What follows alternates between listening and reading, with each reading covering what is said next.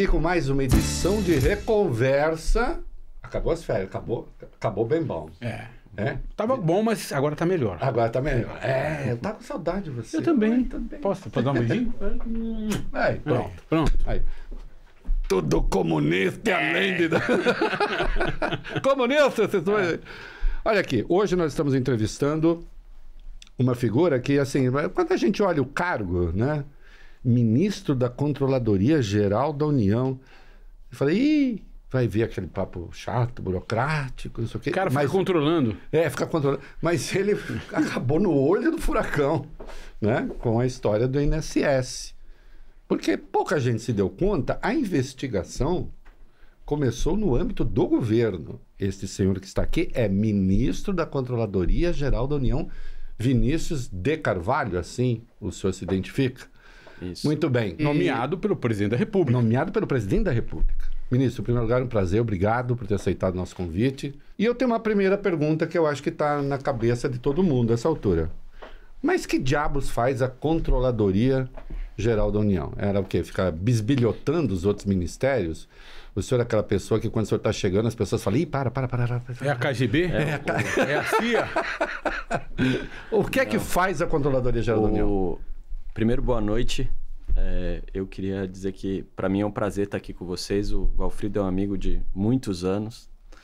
Então é um prazer poder falar um pouco sobre o que a gente faz lá na Controladoria, discutir um pouco os temas com bastante liberdade, né? Porque eu já sei aqui que a gente vai varar a madrugada. Vai varar a madrugada. Não tem hora para acabar. Talvez vare mesmo, porque só explicar o que a Controladoria faz, o nome ele não comunica muito, né? Sei. A ideia de controle, ela é obviamente uma ideia que deixa um espaço para as pessoas entenderem que nós estamos falando de um órgão que tem uma função de supervisão de políticas públicas, contratos, uma série de agendas que o governo federal pode executar. E a ideia de geral da União é porque esse órgão ele exerce uma função de órgão central de uma série de agendas relacionadas ao controle e à integridade, né? Que é outra palavra também que você precisa explicar a definição muitas vezes, né? Então, o que eu costumo explicar, Reinaldo, falando o que tem dentro da CGU, né? O que é órgão central do quê? Primeiro, é órgão central dessa agenda de auditorias e controle no governo federal, né? Então, nós somos responsáveis por auditar todas essas políticas dentro do governo federal, que pode ser desde um contrato específico, uma licitação, até uma política pública mais ampla, como um Bolsa Família, por exemplo. E depois a gente vai acabar falando disso também. Essa é a função talvez central da CGU. E é por meio dessa função de auditoria que a gente orienta os ministérios, inclusive nas próprias auditorias que os ministérios fazem. Por isso que é algo central. O importante aqui vocês estão vendo quanto dinheiro está sendo gasto e também se a política é efetiva, se ela responde ou não responde. Porque você pode estar gastando muito, não ter roubo e, no entanto, não adianta nada. É uma política ineficiente, mal desenhada. Vocês cuidam disso também? Público. A gente também faz esse tipo de avaliação, né? Então, você tem uma auditoria que é uma auditoria financeira e você tem uma auditoria que é uma auditoria de efetividade, assim, de análise da política pública. E aí, essa análise, obviamente, ela pode ser uma análise sobre um aspecto específico da política ou sobre outro, né? Por exemplo, eu posso analisar se as pessoas que estão recebendo Bolsa Família são aquelas que tem direito de fato a receber o Bolsa Família ou não. Eu também posso analisar se eventualmente os critérios do programa estão adequados ou não, né? Então, dentro de uma política pública, você tem várias dimensões de efetividade, né? Então, essa é um tipo de análise que a gente faz. A outra coisa que a gente faz a gente é órgão central do sistema de corregedoria. Cada ministério, cada estatal tem a sua corregedoria que fiscaliza e processa e investiga comportamentos de servidores públicos que possam estar sendo acusados de algum tipo de malfeito, ou de corrupção, ou de algum uso indevido de recurso público, esse tipo de coisa. Conflito de interesse, né? Então, a gente é órgão central desse sistema de corregedoria. Eles mandam para vocês? Eles podem processar, né? Então, tem uma denúncia contra um servidor do ministério. A corregedoria daquele ministério pode fazer. A gente não tem um poder hierárquico, mas a gente orienta, né? E, eventualmente, se é um caso complexo, ou se é um caso envolvendo um servidor que é uma alta autoridade daquele ministério, então tem uma denúncia contra um secretário executivo, por exemplo, a gente avoca o caso. Tá. Para dar legitimidade àquela investigação e não ter risco de qualquer tipo de pressão, esse tipo de coisa. A gente também é órgão central da aplicação da lei anticorrupção, que o Dr. Valfrido conhece como ninguém. É verdade. A lei anticorrupção é uma lei de 2013 que deu um poder para a CGU de fazer essas investigações. 12.850. 12.846. 12.846, é verdade. A 12.850 é a lei da organização das organizações criminosas. Isso. É que elas foram aprovadas praticamente Junto, no mesmo pacote. Isso. E aí, a lei anticorrupção é aquela que prevê a possibilidade de punir as pessoas jurídicas, as empresas que porventura tenham praticado algum ato de corrupção ou de fraude, alguma coisa assim. Então, a gente também é órgão central desse sistema, processa esses casos, analisa, condena, faz acordos de leniência quando são sugeridos e são adequados nas situações concretas. Também somos órgão central do sistema de integridade pública, que lida com toda a agenda de transparência, com a agenda que coordena o sistema de publicação de agendas, né, nos ministérios. E a gente também, dentro desse contexto, é o órgão central de aplicação da Lei de Acesso à Informação, porque a gente orienta e também é órgão recursal. Então, a gente analisa os recursos contra negativas de acesso à informação que, eventualmente, algum órgão do governo deu, e aí nós temos que, se tiver um recurso, nós temos que avaliar. Então, são muitas tarefas. Estou tentando ver aqui se eu estou esquecendo.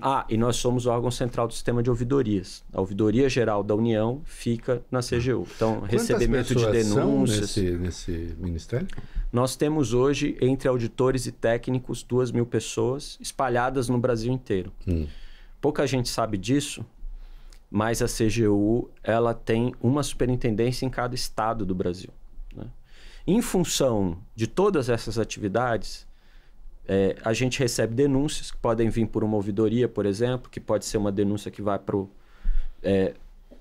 relacionada à lei de corrupção, ou pode decorrer de uma auditoria que a gente faça, que a gente descobre algum mal feito. E neste contexto a gente pode abrir investigações e muitas vezes nessas investigações nós colaboramos com a Polícia Federal. Tá. Seja em Brasília, seja nos estados. Só mais uma pergunta. Claro. O senhor foi indicado pelo presidente Lula, o senhor é um ministro do presidente Lula. Exato. É uma escolha pessoal dele. E todo ministro é um braço do presidente da República naquele órgão público, né? Que está sob a regência da presidência da República. Os dados que vocês descobrem, que vocês têm as informações, elas são diretamente enviadas ao presidente ou passa por filtros, leva aos ministérios e, digamos, em último caso, vai para o presidente? Qual Como é funciona? esse trâmite? Na verdade, quando a gente está falando de, por exemplo, uma auditoria sobre uma política pública, a função da CGU é uma função que tem uma dimensão preventiva e tem uma dimensão repressiva. Uhum. Uma complementa a outra de certo modo. Às vezes, quando você está fazendo uma auditoria e você descobre ali um caso de corrupção, um caso de fraude, alguma coisa que vai envolver a Polícia Federal, os auditores responsáveis por aquela auditoria, eles acionam a Polícia Federal, muitas vezes nos próprios estados. Diretamente, e começam ali um inquérito policial.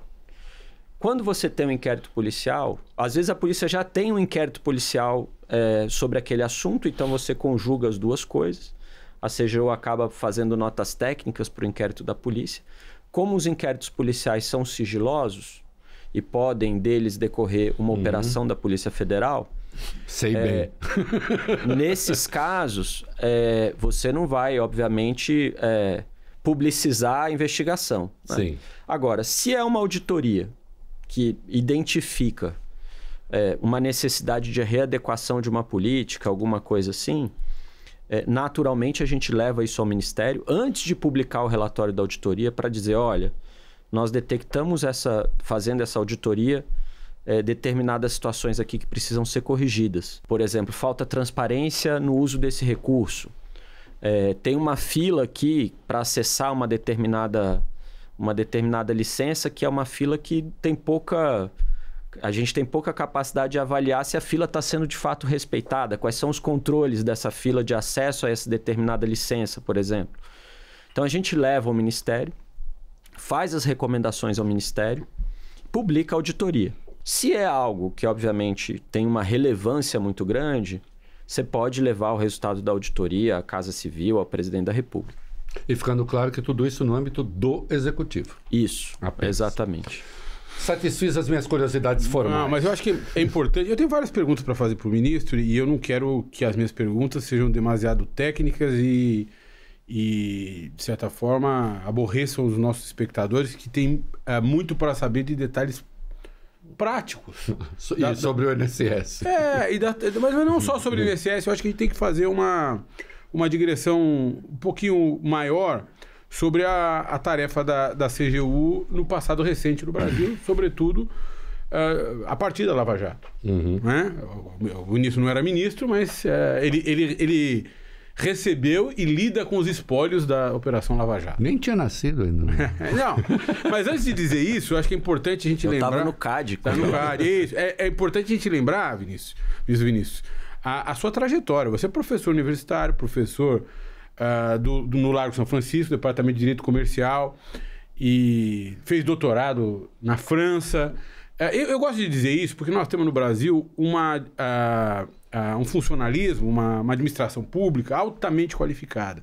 Então, tem uma visão acadêmica, uma vida acadêmica, um intelectual do direito, mas ao mesmo tempo teve no CAD, ou seja, já tinha uma experiência. Lembra rapidinho o que é CAD? Só. Sim, não, ele vai explicar que é o órgão que faz basicamente a afirmação da tutela da concorrência, ou seja, faz com que a concorrência, que é algo importante sobretudo para os consumidores, de um modo geral, seja respeitada e práticas anticoncorrenciais não aconteçam. Enfim, você tem uma vivência na administração pública que foi coroada com uma missão que eu acho que é das mais espinhosas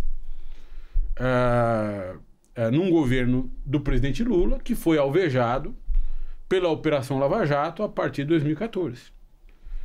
E se CGU de um presidente que foi alvejado, e eu posso falar com conforto sobre isso, porque eu fui uma das vozes contrárias à Operação Lava Jato, o Reinaldo também. Receber esse cargo neste governo representou, desde logo, uma missão espinhosa para você. Como é que você encarou isso desde o começo e como é que você tem tratado dessa questão, da questão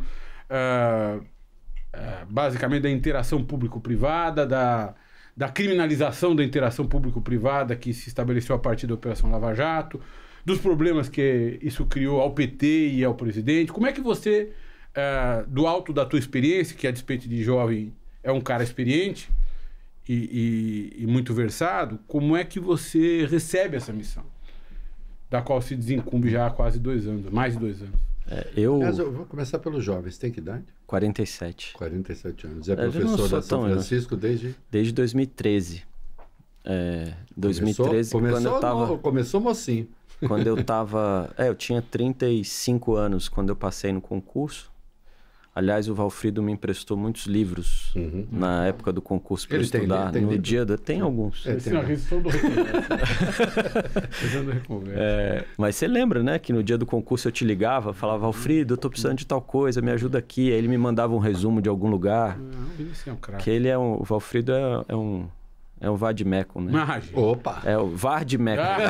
Aliás, adorei. O Vardmeco. É o Vardmeco. Você explica? É melhor você explicar o que é Vardmeco, porque muita gente não sabe, senão eu explicarei e não ficará tão bom. Vardmeco é uma palavra, é uma expressão latina que, na verdade, significa um conjunto de leis ou de normas que você organiza sobre um determinado tema ou de um país inteiro que você coloca num livro só e chama de Vardmeco. E todo advogado tem um vadimeco com a minha filha em casa, cheio de papelzinho colorido para cada um. E o Valfrido, como ele é uma enciclopédia do direito, ele é o Vardmeco. Vardmeco. Pensei agora. Eu vou começar a te chamar agora só de Vardmeco. Mas assim, Primeiro que eu acho que a minha experiência no CAD foi uma experiência muito relevante e tanto do ponto de vista teórico, como do ponto de vista institucional, como do ponto de vista organizacional, a aplicação da Lei de Defesa da Concorrência, ela ajuda muito na discussão da aplicação da Lei Anticorrupção. Guarda um Pois a gente paralelo, pode, simetria. a gente pode até aprofundar isso um pouco, sem entrar...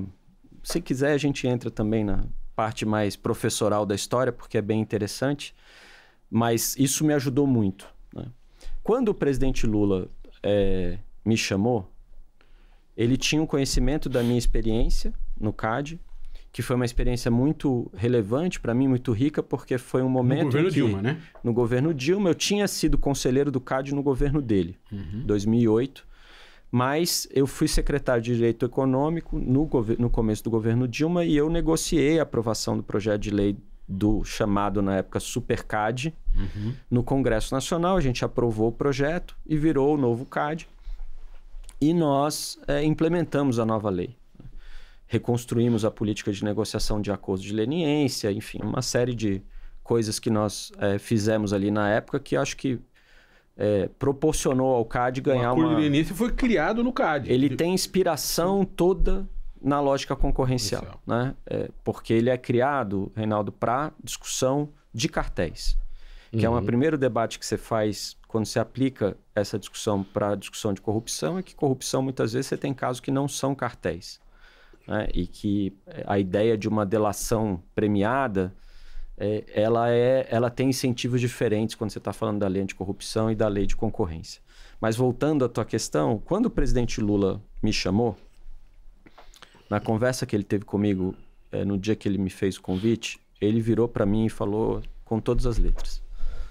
Ele falou: Vinícius, eu quero que você seja intransigente com as questões relacionadas ao comportamento ético dos servidores públicos.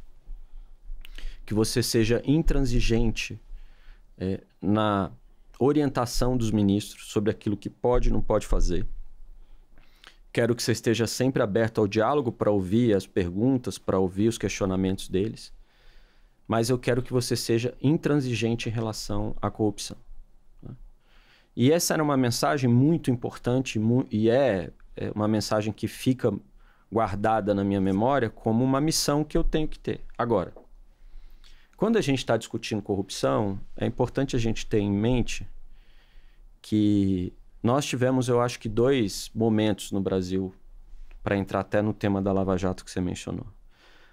Pós-redemocratização. A gente tem um momento entre 1985 e 2014 que o Brasil viveu momentos de aprovação de uma série de leis, começando com a Lei da Ação Civil Pública, terminando com essas leis que a gente acabou de mencionar, das organizações criminosas, de 2013. e passando, inclusive, pela lei do CAD, de organização de um sistema público, que obviamente que tem os seus problemas, tem as suas falhas, ninguém discute isso, mas que nós fomos incrementando competências, funções, agregando uma série de capacidades institucionais para os órgãos públicos, inclusive a própria CGU, fazerem o seu trabalho. Então foi um momento de incrementalismo que eu acho que é o que dentro de uma democracia se espera quando você está falando de enfrentamento à corrupção. Porque a democracia é uma obra coletiva, né? Então a gente tem inacabada. Então a gente tem que ter consciência de que a gente precisa reformar as instituições. Também não dá para você fazer uma defesa da democracia como se você estivesse falando assim: temos que defender as nossas instituições contra qualquer tipo de ataque. As instituições têm falhas, a gente tem que criticar para aperfeiçoar. Não tem nada de errado nisso, né? Mas é um modelo que avançou nesses anos. E a gente teve um segundo momento, depois de 2014, que foi uma espécie de big push, né? Que vai a fórceps do jeito que a gente acha, a partir de uma liderança judiciária com problemas, inclusive, de legitimidade democrática, né? Porque, enfim, um juiz não é eleito, e que decide ali, de certo modo, organizar uma agenda do jeito que achava que tinha que ser essa agenda. E se colocando no jogo eleitoral, porque não era apenas uma questão intelectual, né? Não. Se colocou no jogo eleitoral. E de uma maneira com um certo voluntarismo, né? Bastante até. E com rompantes, né? Que levou a uma série de abusos que, para além dos abusos que foram noticiados, que foram, enfim, plenamente conhecidos da população com a Vaza Jato, você tem ali o esgarçamento de algumas dinâmicas institucionais, né? O abuso no uso dos acordos de leniência, a falta de coordenação dos órgãos, uma exacerbação de determinadas competências, né? Inclusive avançando sobre competências da própria CGU, do próprio CAD em algum momento. Eu lembro disso, essa tentativa é que o CAD, Reinaldo, quando a Lava Jato surgiu em 2014, o CAD já tinha uma experiência de mais de 10 anos de acordo de leniência. Inclusive, um ano antes, o CAD tinha feito a operação do cartel do metrô. Você lembra disso? Sim. Então, o CAD tinha uma legitimidade ali que era difícil avançar sobre as competências do CAD. Então, em determinado momento, se os advogados falaram, peraí, eu preciso ir no CAD, né? Porque era um cartel da Petrobras. Não precisa não. Nós resolvemos tudo aqui. Desde que a gente resolve. Preciso sim. Precisamos sim. E foram. E o CAD entrou na história. No caso da CGU, a lei não tinha nenhum ano quando essa história começou, a lei anticorrupção. Então, todo o processo de amadurecimento pedagógico, né? Eu brinco que lá no CAD a gente ficou 10 anos fazendo leniência. O que a gente errava, o que a gente acertava, o que a gente aperfeiçoava, ninguém percebia. Só os advogados ali que estavam trabalhando com o tema que iam, né, sabendo, notando, né, até alertando. E na área de corrupção, não. Então, a Lava Jato veio com tudo, né? Lembrando só, para quem não acompanha, Vinícius, doutor, e aí você pode corrigir. Só para a pessoa saber o que é um acordo de leniência. O acordo de leniência é uma espécie assim, de acordo de delação que se faz no âmbito das empresas, elas admitem... Me corrijam os doutores. Não, estou corretíssimo. Elas admitem que fizeram determinadas práticas ilegais e aí aceitam pagar uma se comprometem multa, se comprometem a desfazer atos, etc., mudar a cultura para que possam continuar a operar, inclusive, tal. Mas arcando com as consequências dos erros que cometeram, das ilegalidades. Ressarcir o erário. E a gente tem uma situação aqui também que é o seguinte, é importante diferenciar o acordo de leniência da delação premiada, porque o acordo de leniência, ele é feito com a pessoa jurídica. Isso. Mas qual que é a implicação disso? Quando você responsabiliza uma pessoa jurídica, você não está responsabilizando por culpa ou dolo. É uma responsabilidade objetiva. Isso. Então, ela responde pelos efeitos dos seus atos, independente, até porque você avaliar a consciência da pessoa jurídica, né, esse tipo de coisa é um pouco complicado. Uma presunção de responsabilidade. É uma presunção de responsabilidade, né, pelos atos que ela pratica e muitas vezes, nesse caso, você pode ali ter uma culpa em vigilando, olha, você não supervisionou, não tinha uma estrutura de compliance tinha obrigação de fazer, não fez. Tal. E é só em relação à administração. Sim. Não é em relação aos demais acionistas de uma companhia. Exato. Ou seja, a companhia é vítima em relação aos demais acionistas.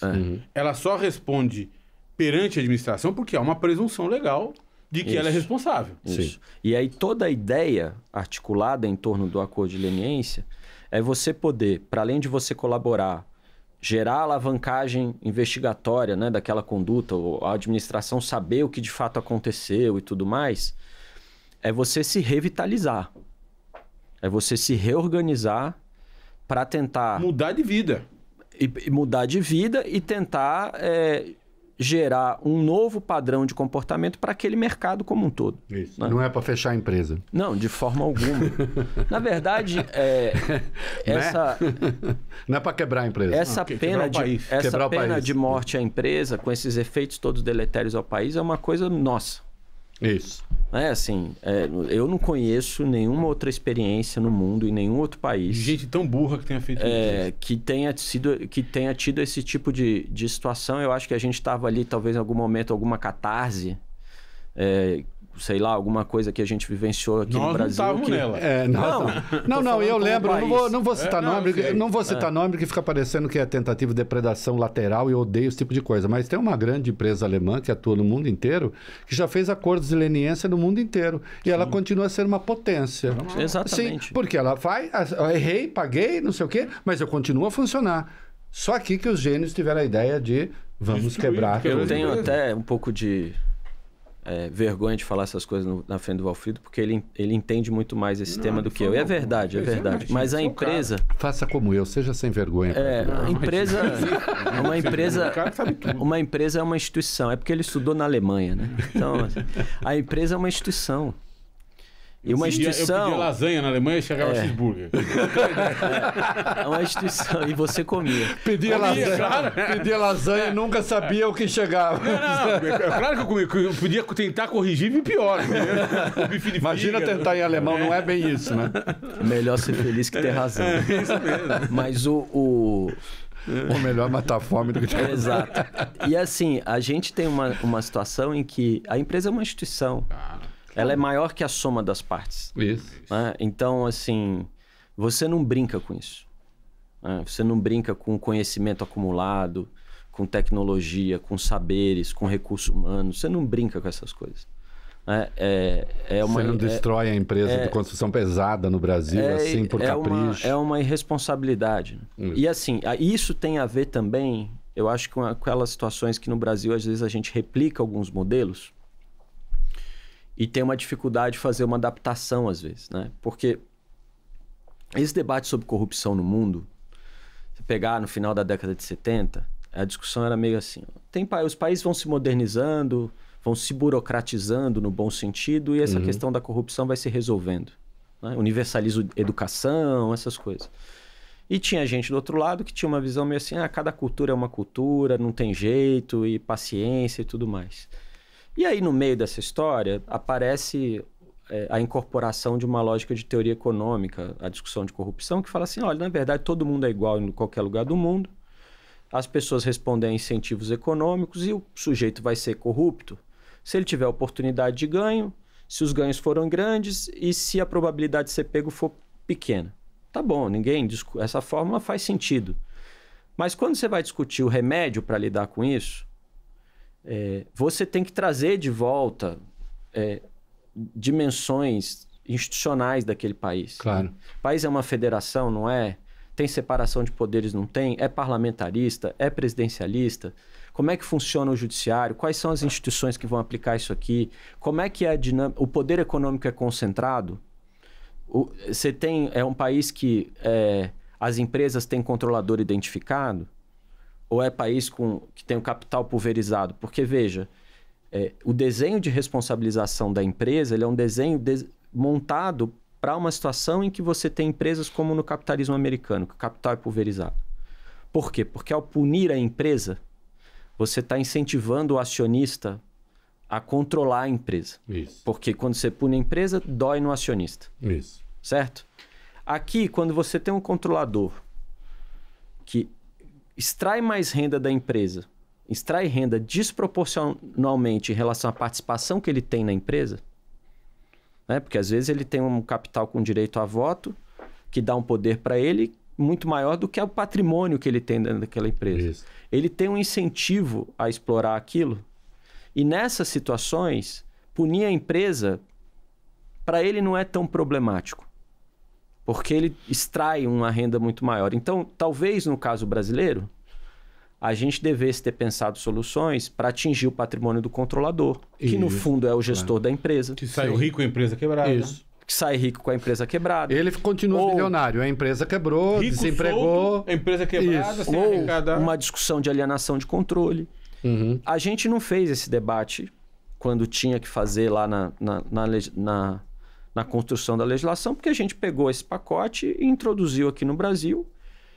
Quem aplicou, que podia, na hora de ter aplicado, no caso da Lava Jato, pensado nisso, feito essas reflexões e adaptado na aplicação, né? O direito não é só a norma escrita, ele é a norma aplicada, também não fez. E também, aí a gente teve as consequências se vocês me permitem aqui o abelhudo entre dois grandes especialistas, Esse negócio de 2013, a 12.846 ou 12.850, na forma como saiu também um pouco porque a presidente Dilma estava nas cordas do ponto de vista político, e um pouco isso acabou sendo imposto ali sem muito critério, era uma forma de tentar responder, acho eu, sem muito pensamento. Eu acho que a maneira como foi instrumentalizado, como essas leis foram instrumentalizadas, tem algo de premeditação nisso. Sim. Ou seja, quem concebeu, quem escreveu, já tinha uma intenção distorcida de praticar lawfare.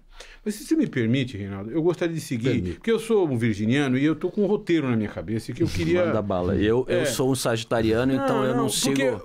Não sigo regra. Não, seguindo, tá indo muito bem. Tá respondendo, com muita coragem o que a gente tá perguntando.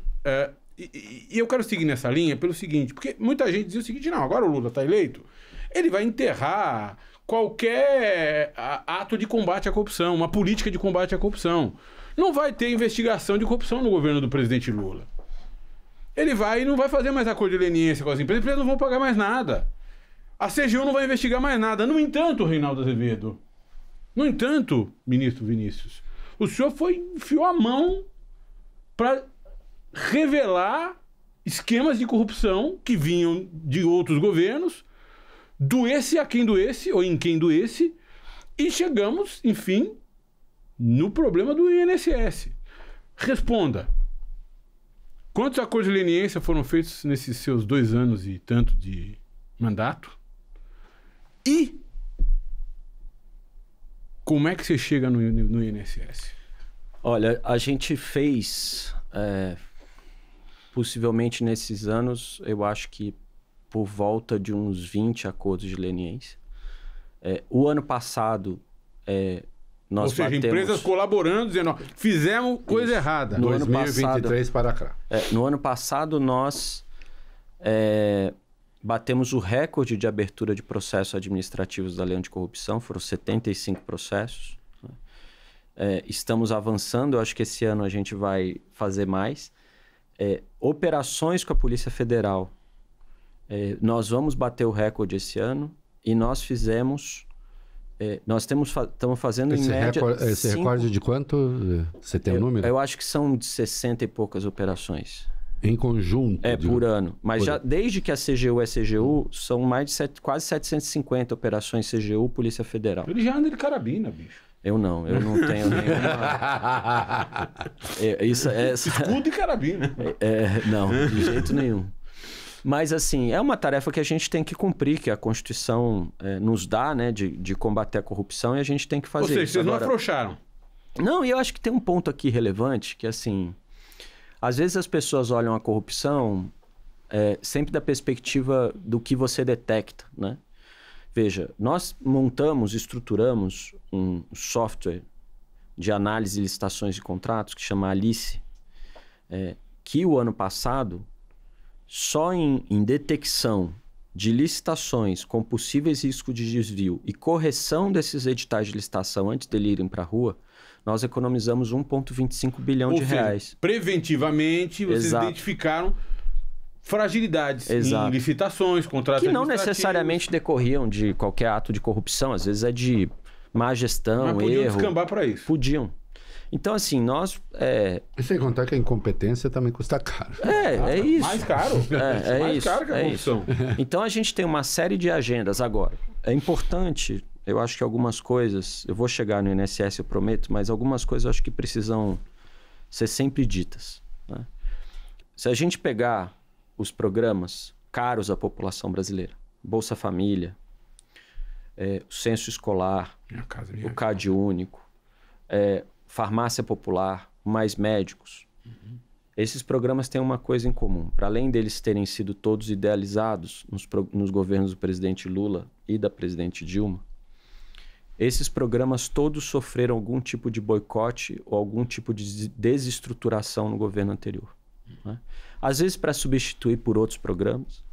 Então, só no CAD Único, o CAD Único é aquele cadastro que você coloca as famílias que podem ter direito, por conta das suas condições financeiras, a qualquer tipo de programa ou política pública assistencial, né? Só no CAD Único, por conta da desestruturação do CAD Único, no governo Bolsonaro, nós tivemos um prejuízo pelo menos de 20 bilhões de reais. Me permite, o CAD único é um cadastro único daqueles que recebem Qualquer tipo de transferência qualquer de renda. tipo de transferência de renda. E no governo Lula isso foi organizado direitinho e tal, para evitar duplicidade, etc., para evitar fraude. Inclusive, Bolsa Família, que o número de pessoas, de famílias com uma única pessoa, Eu ia falar isso, no governo exato. Bolsonaro se Explodiu. explodiu, tomando dinheiro público. Né? E aí coube ao governo ter que... Então, Desculpa, ministro. É isso, assim, a auditoria que a gente fez no Farmácia Popular, até 22, revelou que pelo menos quase 20%, 18% dos medicamentos dispensados na farmácia popular não tinham nota fiscal de compra desses medicamentos pelas farmácias. 2,5 bi. Fraude do auxílio caminhoneiro e do auxílio táxi. As duas juntas. 2 bi. Né? E por aí vai. Né? Fora... Desperdício de dinheiro público. Deixou de ser programa social e passou a ser compra de apoio. O Farmácia Popular, corrupção. a gente tinha um recadastramento que acontecia com a Caixa Econômica, e esse recadastramento foi descontinuado, está sendo retomado, reorganizado agora. Então, isso é um prejuízo enorme. E por que eu estou falando isso? E a mesma coisa aconteceu no INSS. Por que eu estou dizendo isso? Porque a corrupção... Você tem aquela corrupção que as pessoas veem como troca. Eu te dou aqui um negócio, você me dá outra coisa.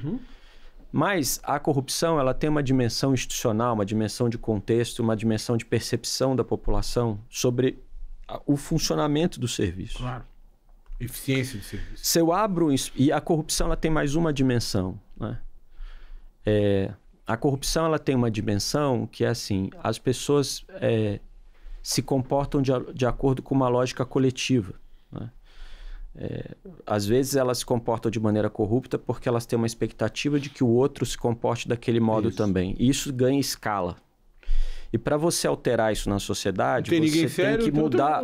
Você tem que mudar uma estrutura de incentivo. Se eu perco vantagem competitiva sendo honesto. Que passa por esses. Quando o cara percebe que ele pode dizer, numa família de 5 pessoas, que na verdade cada um é uma família e ganhar 5 Bolsa Família ao invés de um, é isso que você está fazendo. Não é só um problema ali de uma esperteza individual. Você está criando um espaço para o ambiente de corrupção que não é na relação só público-privado. Né?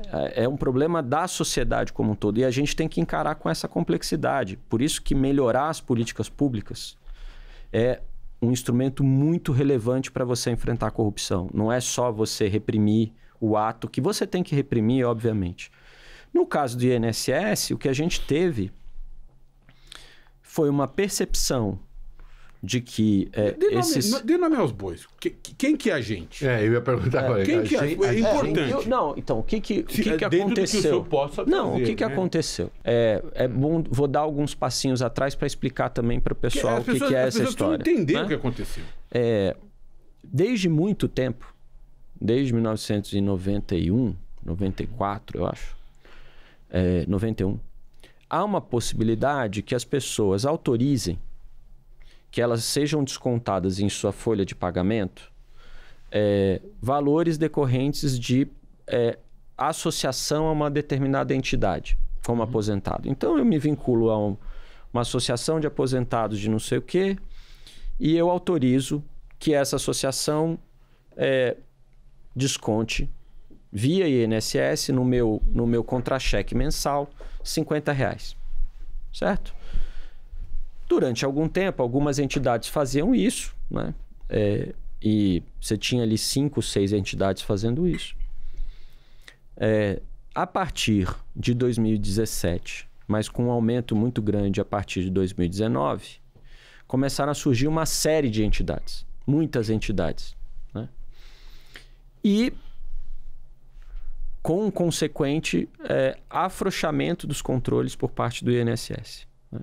Em 2019, o Ministério Público levanta a possibilidade de estarem acontecendo esses descontos sem autorização dos aposentados. Isso chega ao governo federal, no começo do governo Bolsonaro. Eles encaminham uma medida provisória ao Congresso Nacional, e eu menciono isso no meu artigo hoje na Folha.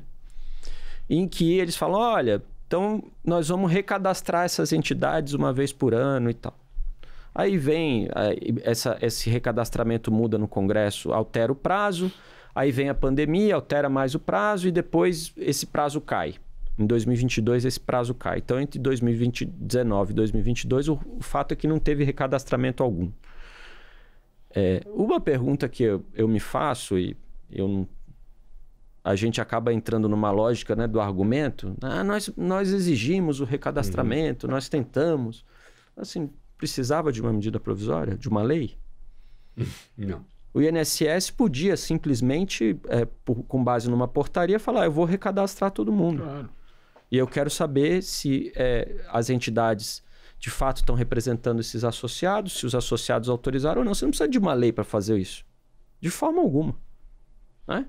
Então, o que aconteceu foi que, principalmente durante esse período, em 21 e 22, algumas entidades surgiram, ao que tudo indica pela investigação, não com o objetivo de prestar qualquer tipo de serviço aos aposentados e tal, mas sim simplesmente de fraudar essas cobranças e fraudar esses descontos e conseguir extrair renda dos aposentados, roubar os aposentados, vamos falar em português, claro. Uhum. E quando nós chegamos no governo em 2023, essas entidades continuaram atuando. Como elas se cadastraram e assinaram, porque você precisa assinar um acordo de cooperação técnica com o INSS para você poder viabilizar os descontos que você quer fazer. Elas assinaram esses acordos de cooperação nesse período, entre 19 e 22, mas principalmente no núcleo do esquema, digamos assim, em 21 e 22. E aí, em 2023 e 2024, esses valores cresceram. E no começo de 2024, os auditores da CGU, fazendo o seu trabalho de análise de riscos para definir que auditorias iam fazer ao longo do ano, detectaram esse aumento dos recursos, foram ao INSS, esse aumento dos descontos, foram ao INSS e falaram, nós vamos fazer uma auditoria aqui. A resposta foi, não, tudo bem, pode fazer, mas a gente está fazendo uma norma para poder já melhorar o sistema de fiscalização disso. Agora vai ter biometria, eles vão ter que apresentar biometria e assim por diante.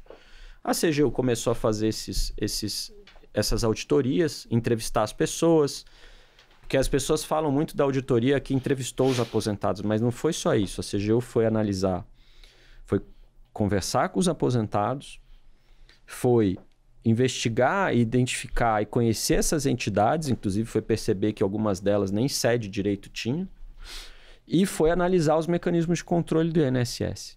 Foram essas três frentes. A imprensa ajudou um pouco. Eu me lembro que começaram a aparecer matérias. Apareceram matérias, inclusive, antes da auditoria começar, né? E que também provavelmente geraram esse alerta nos próprios auditores. Falaram, bom, vamos estudar isso aqui, vamos ver isso aqui. E aí, no meio desse processo, ali mais ou menos junho de 2024, os auditores foram conversar com a Polícia Federal para saber se tinha inquéritos contra essas entidades, se tinha alguma coisa sendo investigada nesse tema. Descobriram que tinham 10 inquéritos. Na Polícia Federal? E aí começa um trabalho coordenado, desejado, bem feito, que é o que deve se fazer no Brasil, entre os órgãos de supervisão e controle e os órgãos e as autoridades policiais, para investigar o que aconteceu, o que estava acontecendo. E aí se percebeu que, de fato, tinha ali, para além de uma suspeita clara de fraude, indícios de que talvez servidores do INSS também tivessem participado. E aí a gente sai do âmbito da fraude para também cair no âmbito da corrupção, né? E aí no começo desse ano, final do ano passado, começam a ser demandadas as medidas judiciais. Como eram 10 inquéritos, isso no judiciário demorou um pouco. Em dia 23 de abril, faz 3 meses agora, foi feita a operação. E nós conseguimos desbaratar esse esquema, né? E aí, o que eu acho é o seguinte, nós fizemos um trabalho que se espera de órgãos de controle, de supervisão, que buscam a transparência e que buscam melhorar a integridade da administração pública. E nós revelamos um esquema de muitos anos que assaltava os bolsos de uma parcela muito vulnerável da população, que são os nossos aposentados e pensionistas. Parabéns. Isso não começou no governo do presidente Lula, mas terminou no governo do presidente Lula. Podia-se ter tentado uma fuga para frente, fingir que não viu. Vamos mandar uma MP, vamos não sei o quê. Não, nós resolvemos o problema. E esses aposentados, desde o dia 24 de julho, começaram a ser ressarcidos e terem seus direitos Mas agora eu vou te restabelecidos. fazer uma pergunta difícil. Tá preparado? Vou até tomar meu chá aqui. Eu faço rádio, faço TV, tô no UOL, não sei o quê. Fiquei, como se diz em dois corgos, tirando a calça pelas cabeças para dizer o seguinte: essa investigação começou no âmbito do governo. Uhum. Esse moço, esse Vinícius Carvalho está investigando, junto com a Polícia Federal, ele é de um órgão do governo. A Polícia Federal é um órgão do Estado. São eles que estão investigando uma fraude que estava sendo praticada contra os aposentados, com dinheiro que, no fim das contas, é público, porque é disso que estamos falando. Vem lá da toda coisa contributiva, mas é público. E você tem... E, por favor, se diga assim, não erramos, não fomos nós. Mas eu te digo, onde é que vocês erraram para que uma investigação que deveria fortalecer o governo Lula, dizer, esse é um governo de combate à corrupção, que tem uma controladoria séria, que tem uma Polícia Federal séria, foi atrás disso, tá aí, tá fazendo as operações. Que erro foi cometido e quem cometeu? Se você falar ninguém, você faz a sua análise para que isso caísse no colo do governo. Como algo que parecia assim, corrupção do governo Lula. Olha aí, é o governo Lula, olha o que o Lula está roubando. Né? E aí, cada vez que eu dizia assim, não, mas peraí, é o ministro do Lula. Acabando sabe com sacanagem. Sabe que um bolsonarista me disse uma vez assim, tá vendo até ele? Assim, eu falei, aí você começa, mas como até ele? Não é até ele. Ele é Lula lá. Né? Ele é o Lula lá na controladoria. Não é até ele. O que é? O Lula atuando contra o Lula? Não. O presidente é chefe dele. Mas aí eu te digo, algum erro deve ter acontecido. Você pode falar, mas não foi na controladoria. Né? Eu queria que você analisasse esse quadro. Porque você é professor de direito, você tem experiência, você sabe. Mas não sou necessariamente bom de sair de perguntas difíceis. Reinaldo, eu acho que a gente precisa aprender. A gente quem? A gente como governo brasileiro, Estado brasileiro, nós progressistas do campo democrático. Fale por você. E a gente precisa... nós vivemos um período muito difícil com a Lava Jato. Né? Sim. Em que parecia que todo mundo era... honesto, menos as pessoas que tinham essa visão de mundo, que, enfim, eram de esquerda, de centro-esquerda, enfim. E isso eu acho que a gente precisa aprender que, assim, nós temos que lidar com a ampla defesa, com o contraditório, respeitar as instituições, respeitar os direitos que as pessoas têm, mas isso não é incompatível com ser intransigente no combate à corrupção. Na hora que você detecta... E eu não estou fazendo nenhum pré-julgamento em tudo que eu falei aqui sobre comportamentos individuais dessas pessoas que estão sendo investigadas. Cada uma vai se defender. Se o fulano A, o fulano B for inocente ou não tiver prova contra eles, que sejam absolvidos. E que seja respeitado todo o processo, todo o devido processo legal. Não tem mal nenhum em dizer que se tratava de uma engenharia criminosa, corrupta e fraudadora. E que a gente tem que ser intransigente na defesa dessas pessoas. Que começou lá atrás e que sobreviveu durante um tempo. Nós não podemos tergiversar em relação a isso, nós podemos ter medo de falar isso. Nós não podemos sucumbir a pessoas que vêm e falam assim, mas isso aí pode acabar sobrando para vocês também. Então, cuidado. Não. Você vai mandar perpetuar um roubo... Entendeu? Você chegou a ouvir isso? Você tem que ir para Você cima. quer dizer, você chegou a ouvir isso? Não, eu Não estou falando do governo, mas do entorno, desse entorno progressista. Essas pessoas comentam, falam, né? Falam, mas ó, cuidado. Entendeu? Nós estamos tomando todo o cuidado. Tomamos todos os cuidados. E vamos continuar tomando todos os cuidados. E o presidente Lula, é importante dizer, ele foi intransigente em relação a esse ponto. Deu todo o respaldo para o meu trabalho, para o trabalho da equipe da CGU. Porque sim, eu sou um ministro indicado pelo presidente Lula para fazer um trabalho que é liderar uma equipe de 2.000 auditores e técnicos que são concursados, fazem parte de uma carreira de Estado e que querem fazer o seu trabalho com autonomia. Como é que você organiza essa dinâmica? De um lado, mostrando para eles que você quer, tanto quanto eles, enfrentar o desafio imenso que é no Brasil de construir uma sociedade, um Estado mais íntegro e relações públicas e privadas mais íntegras. E mostrando que você tem estratégia para isso. E mostrando que a estratégia passa por um eixo de melhorar a qualidade dos serviços públicos, que é o eixo de que a gente tem de usar as nossas auditorias para isso, ter estratégia para essas auditorias pensando nisso, um eixo de transparência e acesso à informação, um eixo de identificar os gargalos e os problemas nas relações entre Estado e mercado, né? Porque quando o Estado tem muita discricionariedade para fazer ou para oferecer um determinado serviço, uma determinada licença, a construção de uma regulação, esse tipo de coisa, você tem um espaço maior para corrupção. Então você tem que olhar para essas regras, informatizar coisas, publicizar relações, discutir lobby e esse tipo de coisa. Então um eixo relacionado a isso e um eixo relacionado à repressão. Você tem que ter um eixo relacionado à repressão para que as suas sanções sejam efetivas, para que você melhore a tua capacidade de detecção. E foi assim que eu trabalhei com a minha equipe. E foi assim que a gente chega num caso como esse do INSS. Mas não foi obra do acaso. Não, sem dúvida não. Mas foi obra ministro, da gestão. Eu vou insistir num aspecto. E o senhor fez muito bem. Mas eu me pergunto se em algum momento houve uma surpresa sua. Porque, vou lá, de novo. Foi o senhor, Polícia Federal, a sua equipe, o órgão que o senhor controla.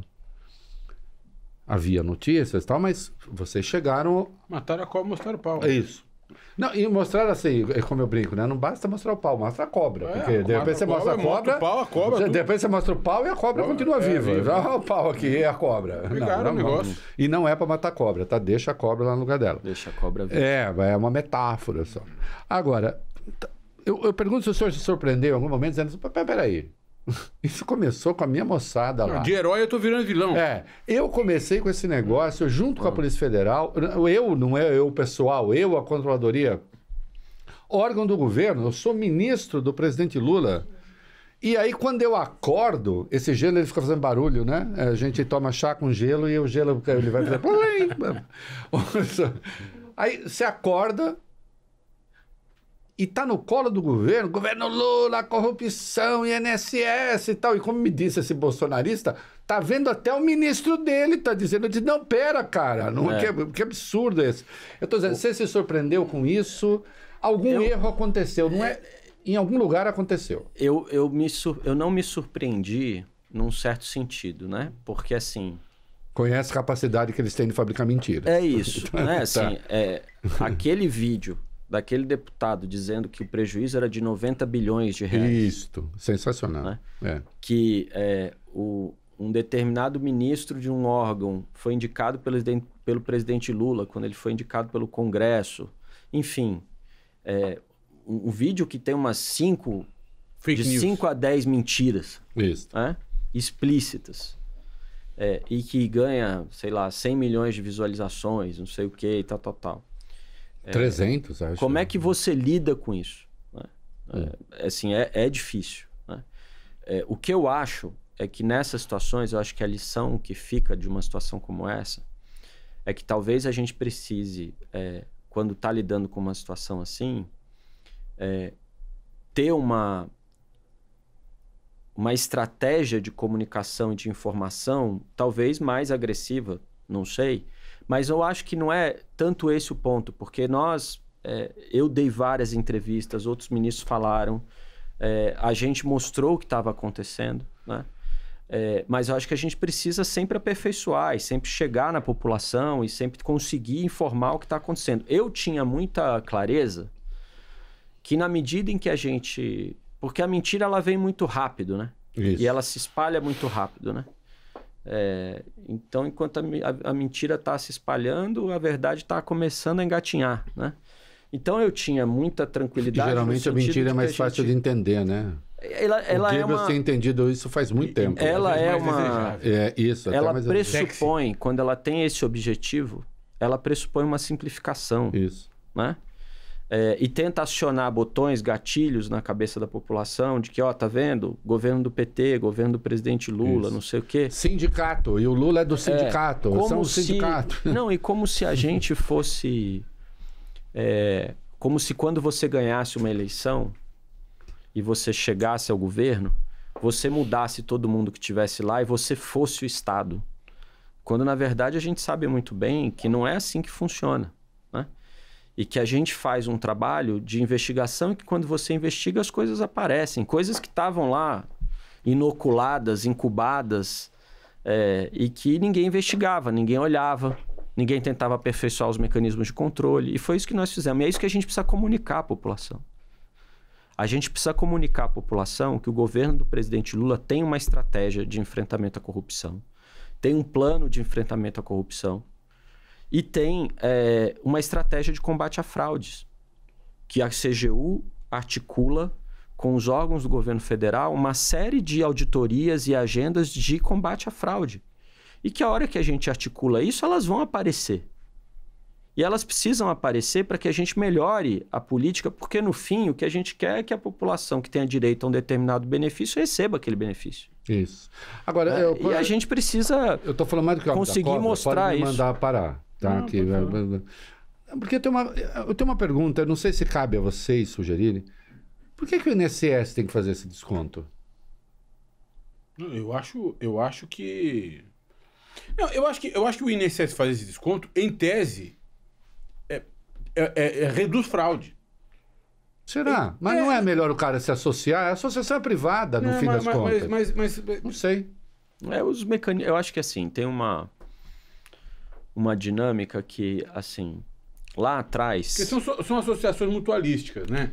Então o cara se associa, por exemplo, para ter uma vantagem na compra de algum medicamento, ou para ter uma vantagem na representação de algum interesse. É uma pergunta mesmo, você é da área, é uma pergunta, minha dúvida. Mas é um órgão público? Esse negócio é uma associação. É mais fácil de arrecadar. Eu sei, mas ao mesmo tempo facilita a fraude. Por que um órgão público tem que fazer esse desconto? O problema é que o órgão público ficar responsável por fiscalizar uma relação privada. Então. Né? Eu acho que essa é uma questão não seria melhor não? Que precisa ser discutida. Né? Eu acho que assim, se o último relatório de auditoria que a gente soltou sobre esse tema, a CGU sugere que com outros mecanismos que a gente tem hoje, né? Defendendo o Pix aqui, inclusive. Isso. Né? Que tem agora o Pix automático. E você vê que 50 países já estão perguntando do nosso Pix. É isso. O Trump também está dando. Nós vamos exportar o Pix. Isso. E com esses mecanismos, hoje a população não precisa mais, e com o aumento da bancarização, inclusive, que o Pix proporcionou, a população não precisa mais ir em agência bancária toda hora para pagar um boleto. Então você tem essa facilidade, coisa que você não tinha um tempo atrás. Né? Então a auditoria da CGU, ela sugere isso. Ela sugere que se crie outros mecanismos, ou que se... Sugere isso, isto é, não ser o INSS a fazer não ter um desconto via... eu endosso. Agora, se quiser que faça o desconto, nós temos que conseguir criar um sistema que seja a prova de bala, do ponto de vista com a biometria bem feita e tudo mais. Agora, não faz sentido o Estado financiar isso. Né? Essas associações têm que pagar para que o Estado possa fazer isso. Não faz sentido o poder público ficar com essa responsabilidade e ainda ter que gastar dinheiro para financiar uma entidade privada, indiretamente. E ainda depois ter que ressarcir uma coisa que não foi ele que... que não fez, né? A quem cabe decidir isso? Na verdade, já existem projetos de lei no Congresso Nacional. É um projeto de lei? Tem que ser projeto de lei? O projeto, na verdade, assim, o INSS pode decidir não fazer. Não pode ser uma portaria? Mas se for proibir de fazer, o INSS pode agora falar, não vai ter mais desconto associativo, daqui a 2 anos muda a orientação, muda o dirigente, muda o governo, por acaso, e aí o INSS pode voltar a fazer, né? O que se discute hoje no Congresso é ter uma lei que proíba o desconto associativo em folha de pagamento, entendeu? Vamos aprovar logo essa lei? Eu aprovo, não quero nem saber de quem é. Eu tenho um pouco de dúvida, posso dizer por quê? Ufa. Primeiro, porque esse desconto ele é um incentivo à associação, à livre associação, que é um princípio constitucional, em primeiro lugar. E eu acho que a maioria das associações é lícita e benfazeja.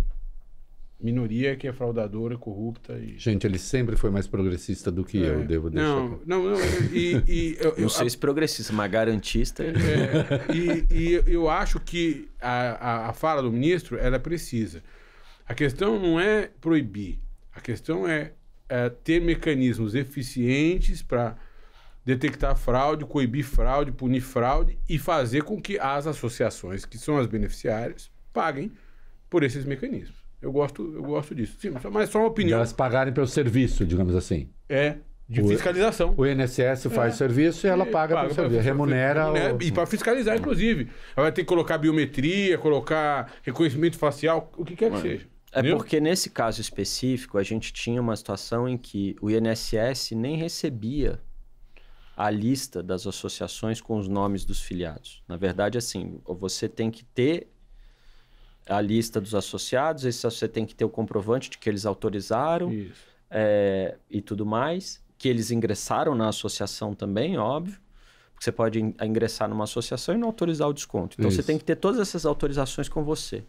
E eu posso te pedir, né, para uma hora olhar e esse tipo de coisa, mas isso ficava sob a guarda das entidades, não do INSS. Então, a presunção de boa-fé, e aí foi uma farra. Isso que aconteceu, foi uma farra. E eles começaram, inclusive, a fraudar de diversos modos. Fraudar assinatura eletrônica, pegar autorização por áudio, que nem tem essa previsão, né? Uma série de mecanismos Reinaldão, de fraude. posso descontar? Várias pessoas. Pode. Oi, estamos aqui. Posso descontar? Vai ser para o seu bem. Não, pode, claro. Pessoas que já tinham ido a óbito, enfim. E por aí vai.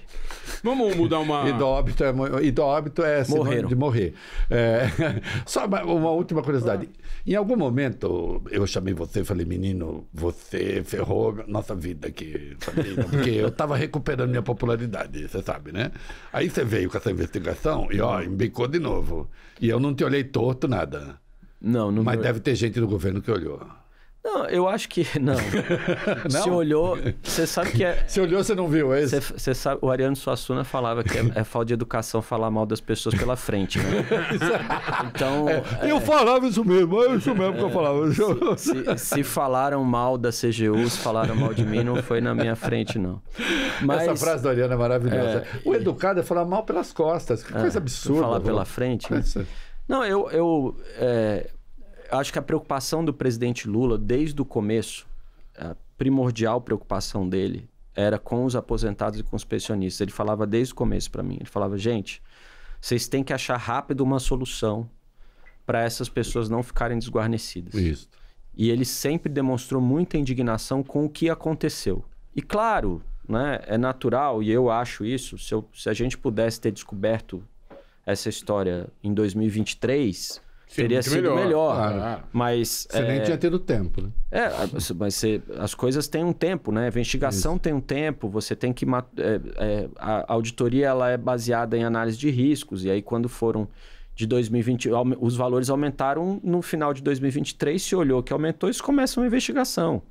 Só para ficar bem claro, para facilitar corte, importante, inclusive, essa investigação começou na Controladoria, começou por intermédio deste ministro, nomeado pelo Lula, em associação com a Polícia Federal, com a Polícia do Estado. Portanto, foi no governo, no âmbito do governo que se fez isso. O resto é distorção miserável, é disso que se trata. Ministro, vamos mudar de assunto, mas nem tanto, de leve. Tanto. Porque no fim do dia é a Mas mesma não coisa. troca. Vamos falar de emendas parlamentares. Só tem pergunta tava fácil, só achando- tem bola Oxe. bicuda. Tava achando que você não ia A entrar. última vez que a gente entrevistou um ministro que falou do Congresso foi fofo pra caramba. Não, vamos lá. Isso é importante, porque esse é um tema de interesse do povo. O povo começou a entender Ainda bem que o sobre Congresso orçamento. não pode ferrar com ele. Eu fiquei muito impressionado, e você sabe, e todo mundo sabe, eu tenho uma participação. Eu ingressei representando um partido político, uma ação direta de inconstitucionalidade das emendas impositivas no Supremo Tribunal Federal. Do PSOL. Pessoal. E no contexto dessa ação, foi proferida uma liminar que foi referendada por todos os ministros do Supremo, os outros 10, né? E que se convolou numa lei complementar no final de 2024, a lei complementar 210 de 2024, que estabelece uma série de critérios de integridade e transparência para fazer emendas impositivas. Sobretudo emendas individuais e emendas de comissão. E joga um monte de trabalho para Vossa Excelência de fiscalizar. Não é a primeira vez que você faz isso, diga-se de passagem. De fiscalizar o bom uso. Só uma coisinha, individuais e de bancada, né? Perdão, muito obrigado por me corrigir. Individuais e de bancada. No final das contas, na segunda liminar do ministro Flávio acabou Dino, também, velho. acabou entrando em comissão porque a de eles comissão desnaturaram. acabou virando obrigatória sem ser, né? Sem ser, exatamente. Acabou, por isso que eu me... Mas E o enfim... Dino se orgulha muito desse 11-0, hein? Que ele merece, o Supremo merece, porque fez uma intervenção salvadora para preservar a Constituição.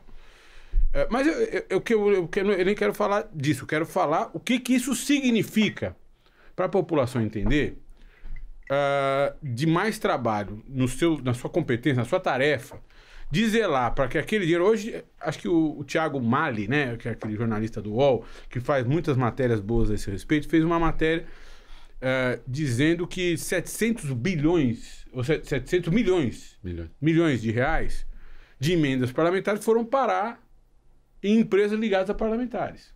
Quem que descobre isso? Tem uma questão que é relevante aqui, que é... A gente estava falando muito de políticas públicas, de auditorias e tudo mais. Tem um valor nessa história toda que acho que é o valor principal que tem que ser garantido, preservado, que é que uma política pública, para ela ser efetiva, ela tem que ter consistência, né? Ela tem que ter consistência conceitual e os critérios de alocação dos recursos, óbvio que eles têm que passar por um debate político, por um filtro político, é assim na democracia. Mas eles têm que, passando por esse filtro político, serem critérios objetivos, transparentes, né? E que tenham coerência na aplicação do recurso, no fim, reflitam coerência na aplicação do recurso, né? O que eu não posso ter... E aí, assim, as emendas parlamentares, na minha visão, elas podem muito bem dialogar com esses preceitos, né? O problema é que, muitas vezes... Em algumas situações, como aconteceram com as chamadas emendas de transferência voluntária, chamadas emendas PIX, nós não conseguimos saber onde foi alocado o recurso lá na ponta. Então, para começar isso. Então, não tinha rastreabilidade alguma. Nós identificamos nas auditorias que nós fizemos, por ordem do ministro Flávio Dino, essas auditorias foram feitas pela CGU, que muitas vezes esses recursos foram utilizados, inclusive... para pagamento de servidores públicos, que é proibido pela Constituição, pela própria emenda constitucional que criou a emenda PIX. Né? Posso lembrar só Então, uma licenciosidade que fizeram? As emendas PIX não estavam submetidas ao TCU, por exemplo, a nenhum controle, porque elas não passavam. Elas iam direto lá na prefeitura. Porque o pressuposto que se teve, e o ministro Dino já reverteu isso, já disse que o TCU tem obrigação de auditar. É que assim, quando isso... Porque qual que é a lógica, né? Quando eu transfiro um dinheiro para o município, direto, sem dizer para onde aquele recurso vai, aquilo entra no orçamento do município. Então, quem vai deliberar a alocação daquele recurso é a Câmara Municipal quando vota o orçamento do município. Isso. E aí, vira uma competência do Tribunal de Contas do Estado. Deixou de ser competência do TCU. Só que isso é um recurso federal. É uma aberração. Que, inclusive, eu acho que tem um debate importante a ser feito se pode um recurso federal ir para o município sem destinação específica, para além daquilo que está previsto na Constituição, como, por exemplo, uma parte do recolhimento do ICMS, que, enfim, X% é destinado aos municípios. Não, né? Porque assim um pouco basava a arguição de inconstitucionalidade que você fazia, porque é inconstitucional isso. Então, assim, esse é um debate que eu acho que ele é importante de ser feito, né? E eu acho que o parlamento, obviamente, não tem discussão sobre isso, sobre o direito do parlamento de fazer as emendas. Eu sou o maior defensor disso. Só que eu acho que é importante a gente ter um diálogo, e o Supremo está proporcionando esse diálogo, em que a gente possa aperfeiçoar esses mecanismos, na medida em que for necessário e até onde a gente puder ir para aperfeiçoá-los. Nas auditorias da CGU, a gente tem um caso de um município em Roraima, que agora eu não vou lembrar o nome, que recebeu... É um município de 7.200 pessoas, habitantes. Eu lembro que ele recebeu o maior número de emendas e quebrou, né? 126 milhões de reais em emendas, o que dá 17 mil reais por habitante. Isso. O que é 33 vezes maior do que a média nacional de emendas por município per capita. O município está quebrado. O Mário fez essa matéria também. São Luís do Anauá. Isso. Então, o município está quebrado. Faz sentido isso? Nós precisamos discutir. Né? E eu acho que o nosso papel como CGU, obviamente, não é ficar dizendo e discutindo a constitucionalidade, nem nada disso. Mas os alertas das auditorias da CGU, eles vão no sentido de que não havia planejamento, 37% das obras alocadas por emendas nem iniciaram, 27% das obras inacabadas, porque muitas vezes se aloca, o município não tem capacidade para fazer, não é só o dinheiro. Não tem contrapartida, não tem nada. Não é só o dinheiro. Tem empresa para executar. Gestão para fazer aquilo, enfim, uma série de coisas. E isso precisa ser discutido, né? Falta de transparência, falta de planejamento, né? O Brasil, nós tivemos durante muito tempo os nossos teóricos do planejamento, mas nós não aprendemos muito com isso. Infelizmente, a gente tem um déficit de planejamento no Brasil, que tem uma série de causas que não dá para a gente aprofundar aqui, mas inclusive na política de combate à corrupção, a gente tem um problema de planejamento que decorre da multiplicidade de órgãos e esse tipo de coisa, que tem que resolver com cooperação, que tem que resolver com uma série de custos, né? Que muitos deles são bons até, você ter que cooperar e ter que se coordenar. Mas a gente precisa investir nisso, né? E a CGU detecta isso nas auditorias. Eu vou fazer uma defesa do ministro aqui, que é a seguinte, porque a essa altura vai ter muito banana dizendo assim, tá lá em nome do Lula dizendo que quer acabar com emenda. Se ele não está dizendo isso, não. Primeiro não está dizendo isso, ele falou que ele é favorável. Aliás, divergimos nisso. Eu sou absolutamente contrário à emenda. Eu acho que a execução é com o executivo. Nisso a gente diverge. Tá? Executivo acabou, acho que não tem que ter. E até porque a ideia de emenda na Constituição, desculpa, só para deixar claro, isso. A ideia de emenda é emenda à lei orçamentária. Isso. O que é emenda à lei orçamentária? O governo federal, o chefe da administração pública federal apresenta um projeto de uso do dinheiro público. E aí, o parlamento olha aquilo e fala assim, quero que tire daqui, essa ideia aqui de dar, sei lá, X aqui para educação, não pode ser X para educação, tem que ser X mais 2. E tira dali, que é da segurança pública ou do armamento. Isso é emenda. Isso. À lei orçamentária. Emenda à lei orçamentária não é a atribuição ou a apropriação de um pedaço do orçamento. Isso.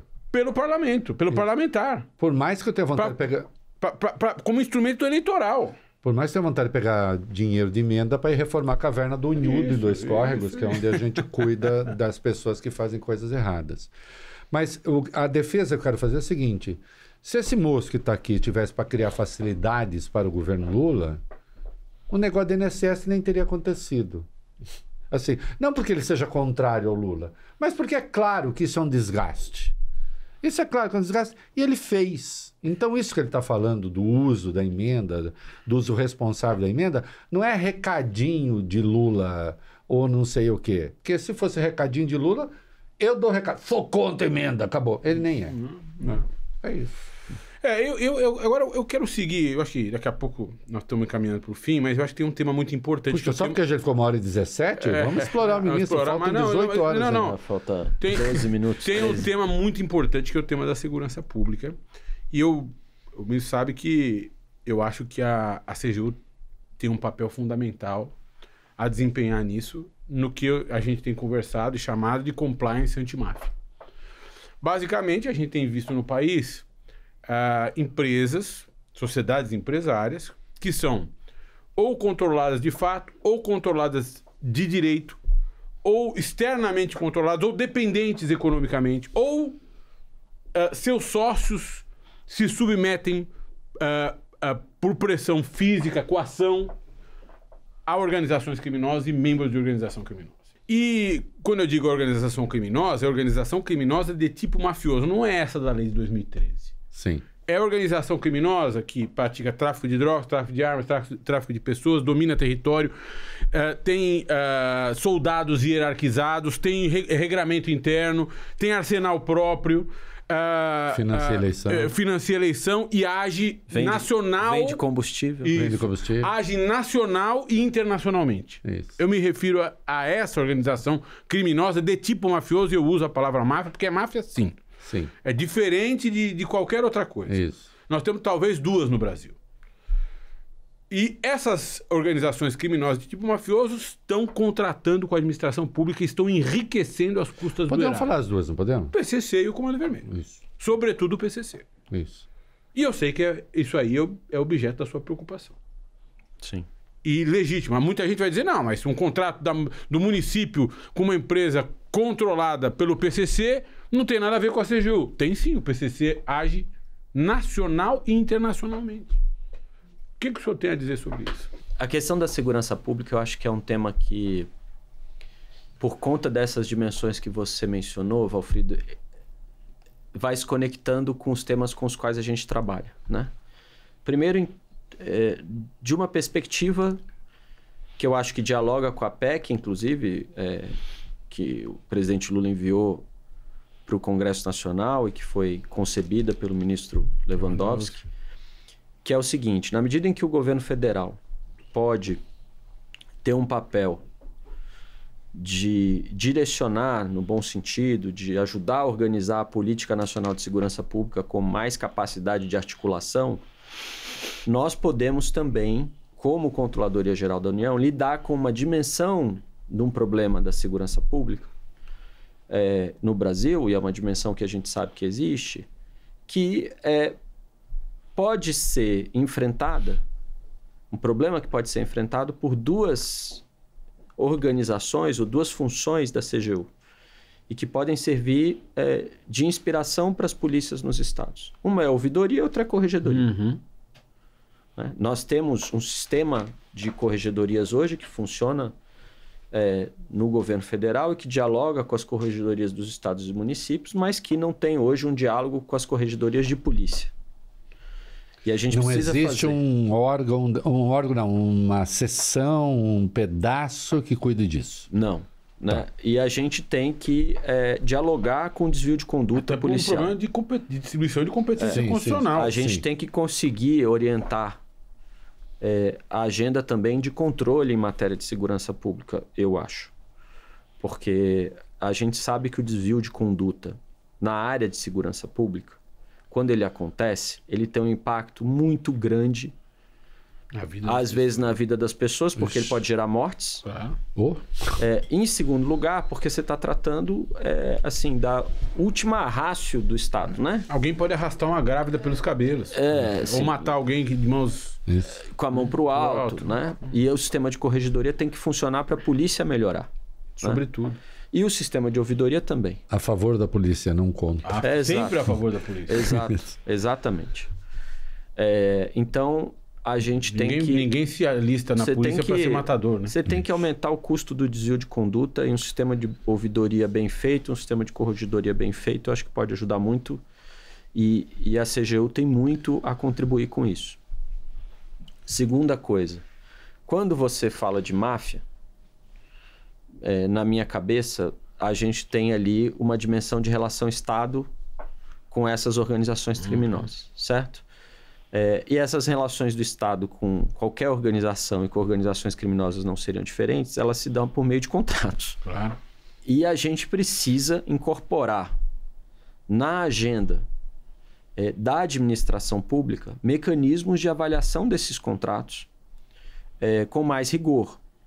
Né? Cruzar informação, COAF, CGU, melhorar os sistemas que a CGU tem, a Polícia Federal, para que a gente identifique nesses processos de contratação quem está participando dele. Quem é que está? E quem está por trás da participação das empresas, né?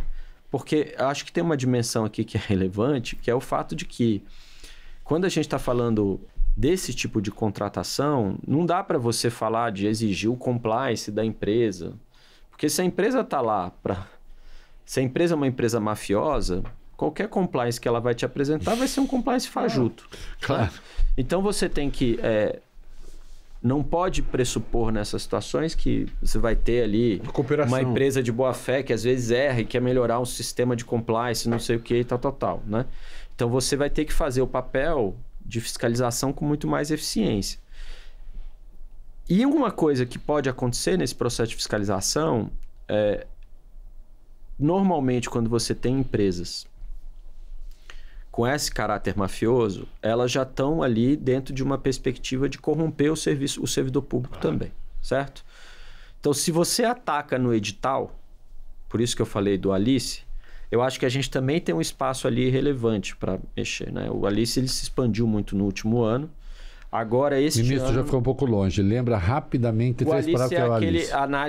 É um software de inteligência artificial que a gente usa, que a gente está aprimorando esse ano com novas funcionalidades para identificar problemas em editais de licitação. Tá, pronto. Quando ele identifica esse problema, um auditor pega esse edital e vai fazer uma auditoria e vai olhar o que está acontecendo com ele. Nós vamos mudar as funcionalidades, aprimorar as funcionalidades dele esse ano, com a aprendizagem de máquina, e vamos oferecemos já e vamos estimular que os estados e os municípios usem o Alice nas suas licitações. Então a gente tem ali um mecanismo que é importante. Claro que isso não é uma panaceia que vai resolver os problemas, né? Mas ajuda. Disso, mas ajuda. Então eu acho que quando nós estamos lidando com essa questão de máfia, essa questão de contratos públicos, é imprescindível que o órgão de controle entre com muita força nesse processo, porque a gente vai ter que, de novo, articular uns mecanismos de prevenção e a repressão vai ter que entrar junto nisso aí. Nós ficamos com ele até agora, uma máquina de ideias e propostas. Tô adorando a entrevista. Eu juro que eu achei que ia ser chata. Eu sabia que ia ser muito bom. E tá muito boa. Até porque ele tá tratando de assuntos que são fundamentais para o Brasil. E ele é muito claro. O professor é sempre bom, né? O professor tem um pensamento organizado. De onde você vem, mocinho? Jovem de 47 anos. Agora eu inverti o Wikipedia, né? Eu mandei o Wikipedia para o fim. Como é que foi? Sempre quis ser advogado, professor? Não, queria ser jogador de futebol, Quis ser jogador de futebol. Você joga bem futebol? Quer dizer que joga bem futebol? Deixa você logo perceber. Com essa carga, míope. Não é, nem o míope é bom de bola. Eu joguei, mas eu logo... escuta, míope de bola é ofensivo. Não, mas eu fiquei míope mais velho e... Você sabe que outro dia eu fui pra... Eu tenho um irmão mais novo, 7 anos mais novo que eu. Gente, é uma criança. Ele tem 40 anos agora. E o meu irmão... A gente sempre brincou muito. Ele fala, você acha que você jogava bola, não sei o que, tal. E eu cresci em Cabo Frio, no Rio de Janeiro. Eu nasci aqui em São Paulo, na Penha. Mas com 5 anos de idade eu fui para Cabo Frio com meus pais. Meu pai era Orives. E o pai da minha mãe ele ganhou a concessão de distribuição de sorvete da Kibon na região dos lagos. Então vocês podem imaginar que eu tive uma infância feliz. Cheio de esquibom. Lembra o sorvete de caixinha? Eu era o Chicabon. Não, o esquibom é o de caixinha. Que vinha embrulhado num papelzinho. Que faz aquele crack, com uma casquinha. Eu era o menino mais popular da minha rua. Claro. Seduzia as pessoas eu tinha um freezer. Sorvetes. Eu tinha um freezer desses de padaria Escrito sorvete que bom, da aquele que bom com aquele símbolo. Que tinha, lembra que tinha uma tampa preta que você Sim. levantava aqui daquele lá na minha casa. Cara, eu ia morrer se eu Nossa, como tivesse. você tinha Na amigos, garagem hein? da minha Como você casa. tinha Você é amigos? internado. Eu era um cara popular. Era popular. É. O meu... E eu, por isso, né? E eu jogava bola, gostava muito de jogar Querido, bola. cada um tem seus instrumentos de sedução. A gente faz o que pode. Faz o que pode. E eu gostava muito de jogar futebol, nunca fui um craque, essas coisas, mas eu tinha algumas coisas que eram características, eu chutava muito forte, aquelas coisas. E teve um amigo da minha geração lá que virou profissional, chegou a jogar no Fluminense e tal. E eu não vi esse cara há muitos anos. E eu fui há 2 anos atrás em Cabo Frio receber uma homenagem da Câmara Municipal. E depois eu fui almoçar num restaurante com o pessoal lá da cidade, meus amigos de infância. E ele tava lá. E meu irmão tava junto. E aí ele virou pro meu irmão e falou, cara, teu irmão, quando ele pegava a bola com a canhota, todo mundo abaixava pra ver se... com medo do chute E não dele. teve uma pelada Era só pelo isso. Não, eu não consigo. Eu consegui desenvolver uma hérnia de disco que não me permite... E hoje também, né? Com 47, se a minha coluna tivesse boa, o joelho ia estar ruim, a tornozelo. Assim. Mas eu gostava. Mas eu, agora falando sério, voltei para São Paulo com 15 anos de idade para fazer escola técnica. Essa empresa do meu avô faliu, ele faleceu, a família empobreceu. Minha mãe falou, olha, ensino médio não vai rolar escola particular. Ficou com o R do Rio, porque esse R não é de São Paulo. Não vai ter escola particular, não. E aí eu... consegui prestar o vestibulinho aqui para a Escola Técnica Federal, entrei e aí fui morar com a minha avó lá na Penha e eu tava com tudo pronto para ser engenheiro. Eu fiz a escola técnica, mecânica e fui estagiar na Bardella, lembra da Bardella? Opa! Na empresa de mecânica pesada lá em Guarulhos. Sim. E aí eu fui estagiário na fábrica. Diretor da Fiesp durante muito tempo. Isso, eu contei até pro presidente Lula, ele falou, você fazia o que na fábrica? Eu falei, presidente, eu era torneiro mecânico. Por que eu fui falar nesse assunto?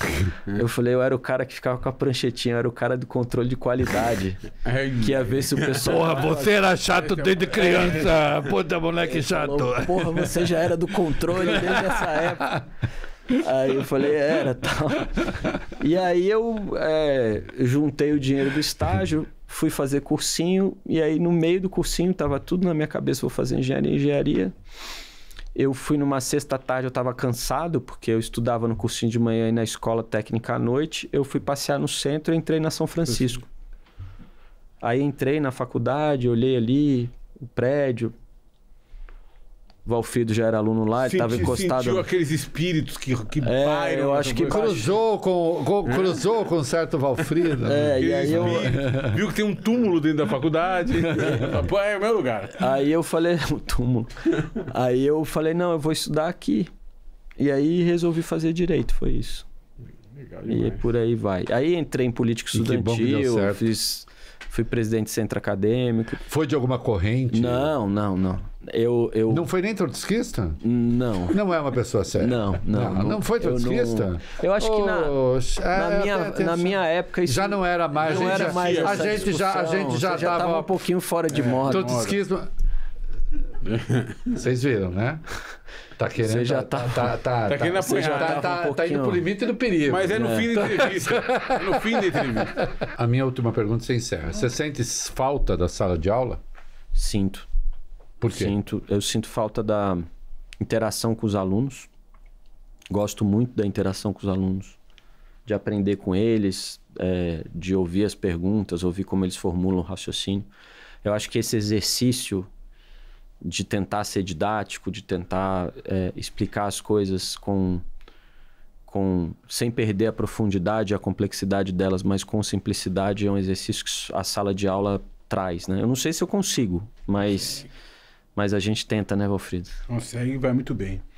Baita entrevista, Reinaldo Azevedo. Baita entrevista, adorei. E ela é uma entrevista muito importante, Rei, porque ela mostra o que é combate racional à corrupção.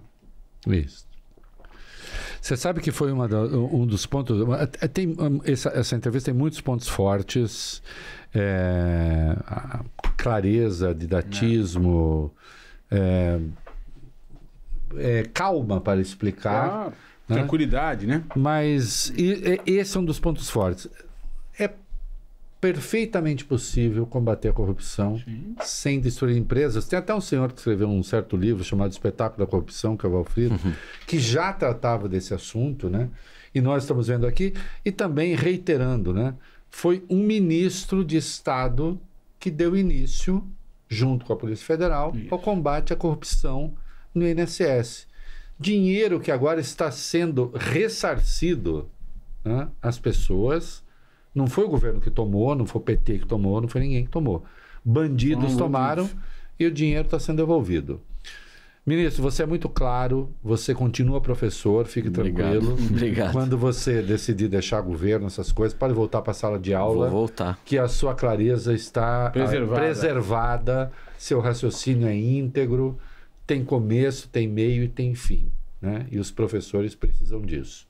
Né? Muito bom. Obrigado por ter aceitado. Eu que agradeço, foi um prazer enorme. Gostou? Se inscreva no canal, dê like. Se você der like, chega mais gente. Se não der like, não, eu gosto, esse Valfrido, esse Reinaldo são muito chato, falam mais do que os entrevistados. Eu adoro essas coisas. Porque fica parecendo, fica parecendo que já não pode nem falar. Não pode perguntar. Não pode nem perguntar. Aquelas entrevistas que a pergunta é oculta.